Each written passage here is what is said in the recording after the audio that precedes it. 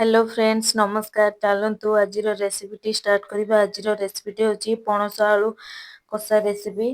यहाँ एवं अदिन भी पणस मिलूँ पुणे रे। मुझे जाइली मार्केट देखा पाइली से मुझे आसली। चलतु मुझे कौन बनाऊँगी पणस आलू कषा पूरा प्रोसेस मुझे देखी। वीडियो टी स्किप न करी पूरा शेष पर्यंत देखूँ मु कौन कौन सब सामग्री नहीं। चलते ए देखी पणस मु अधा केजी आनी आलू गोटे रु दुईटा पकाई आलू बेसी दौना से हलदी गुंड हाफ चामच लुण हाफ चामच देकी भलसे एमती गोलाई दौची। देखु ए पणस कठा आलू रे हलदी लुण को गोलाई देली। देखु मु तेल नहीं जाऊँगी अल्प किसी तेल नहीं जाऊँगी।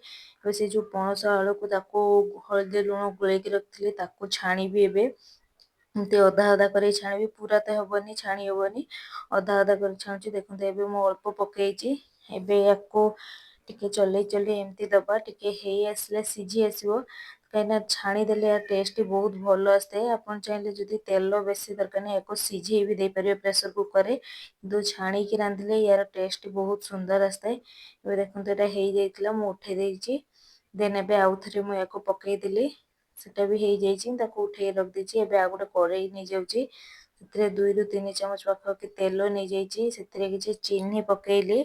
चीनी टी कलर आसला से किसी गोलमरीच सुखा लंका तेजपत्र एवं इलायची सबको पकईकी देन 2टी मीडियम साइज पियाज को चॉप करके रखी ऐड कर दूची।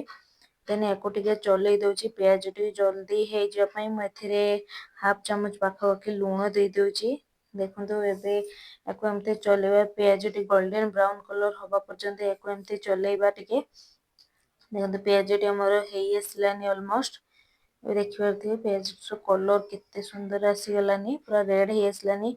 एबे हवापाई छाड़ दूची देन ए जो मसला पकेबे ताको ग्राइंड कर अदा अल्प किसी नहीं जाऊँगी देन रसुण किसी नहीं जाऊँगी टमाटो गोटे छोट छोट काटिकी नहीं जाइए काजू अल्प किसी नहीं जाइए सब गोटे फाइन पेस्ट बनईदबा। देखो अल्प पानी देकी ग्राइंड कर नौची। देखो केते सुंदर भाव में पेस्ट हो जाइए पेस्ट को प्याज भी हो जाइए से मुझे पेस्ट को ऐड करुँची। ଏବେ ଦେଖନ୍ତୁ ପିଆଜ ପେଷ୍ଟ ହେଇସାରିଲା ପରେ ଏ ସବୁକୁ ମୁଁ ପେଷ୍ଟ ଗୁଡାକୁ ଏଡ୍ କରିଦେଉଛି ଏଥିରେ। ଏବେ ମସଲାଟିକୁ ଟିକେ କଷିଦବା। ଏବେ ଦେଖନ୍ତୁ ଆମର ମସଲା ଅଲମୋଷ୍ଟ ହେଇ ଆସିଲାନି ଦେଖିପାରୁଥିବେ କେତେ ସୁନ୍ଦର କଲର ବି ଆସିଗଲାନି ମସଲାର। ଏବେ ଦେଖିପାରୁଥିବେ ତାର ତେଲ ବି ଉପରକୁ ଆସିଗଲାନି। ଏଥିରେ ମୁଁ ଏବେ ହାଫ ଚାମଚ ଲଙ୍କା ଗୁଣ୍ଡ ଏଡ୍ କରୁଛି। ଆପଣ ଚାହିଁଲେ ଆପଣଙ୍କ ହିସାବରେ ଲଙ୍କା ଗୁଣ୍ଡ ଏଡ୍ କରିବେ। ଏଥିରେ କିଛି ହାଫ ଚାମଚ ମୁଁ ଧନିଆ ଗୁଣ୍ଡ ଏଡ୍ କରୁଛି।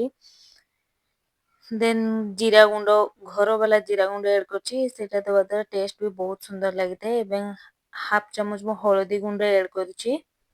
देन हाफ चामच गरम मसला गुंड एड करुछि। ये सब को मिक्स कर दबा भल से। देखंतु एमती भाबरे ताको भल से गळै नेबा। एबे देखंतु हमर ऑलमोस्ट मसला पूरा पूरी रेडी हे गेला। एबे मसला पूरा तार पानी भी सुखी गलानी देखंतु बहुत सुंदर भाव मसला भी हो जाइए। मु किछि अल्प टिके पानी से ऐड कर दूची मसला रे। देखंतु मसला रे मु पानी ऐड कर देली याकू टिके 2 मिनिट पई कि 1 मिनिट पई याकू फुटिया पई छाड़ी देबा। देखंतु मसला हमर ऑलमोस्ट पूरा पूरी हो जाइए। एबे मु एथिरे जो पणस आ आलू को ताको भाजी की रखितली ताको ऐड कर दूची। देन याकू टिके भल से कसिया पई 5 मिनिट पाखापाखि याकू माने बसेबा एमती गैस रे गोटे ढक्कन मार देबा। देन आलू पणस जहाँ भी सिझिबार थियो सिझी जिवो। ते मु गोटे ग्लास छोट ग्लास रे गोटे ग्लास पानी ऐड कर दूची। देन याकू 5 ରୁ 10 मिनिट पई मु याकू घोड़े की कवर करके बसई दूची। एबे देखंतु हमरो 5 मिनिट हे गलानी। एबे मु तारो ढंकाटा को खुले की देखुची। देखंतु हमर तरकारी केते सुंदर भाबरे कलर आसी गलानी। एबे आलू भी मध्य सिझी जाईची। एबे हमरो तरकारी ऑलमोस्ट पूरा पूरी रेडी। एबे चलंतु प्लेट को मु गोटे काढुची याकू।